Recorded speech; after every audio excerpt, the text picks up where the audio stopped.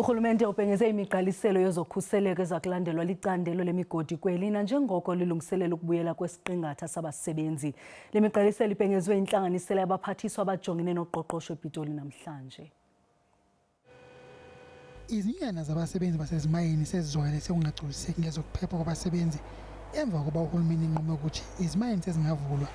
Inyana i-AMCU yanikela ingandule zabasebenzi ifuna umyalelo ukuthi uhulumeni abeke imigomo yezokuphepha enqala okumele ilandelwe abaqashi uqinisekisa ukuphepha kwabasebenzi emgodini. Leso sicelo sizolaliwa kusasa kodwa uhulumeni uthi useyibekile imigomo yezokuphepha ezimayini.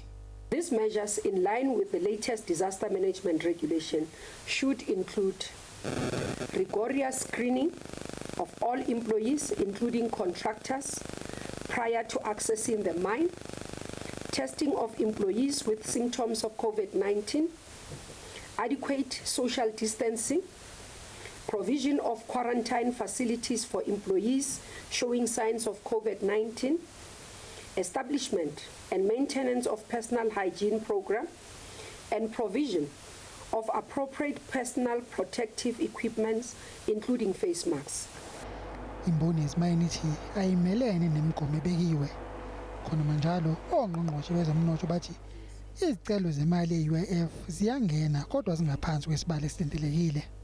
There are very few employers who are applying for this on behalf of their workers and employees for this UIF relief benefit. We are asking them to do so, particularly in the farming sector and in the domestic sector. Ongqongqoshe bathi bazomemezela usizo lwabama-restaurant kanye namabhizinisi afufusa ashayekile ukuvalwa kwezomnotho ezweni. Mbongeni Motsho, SABC eGoli.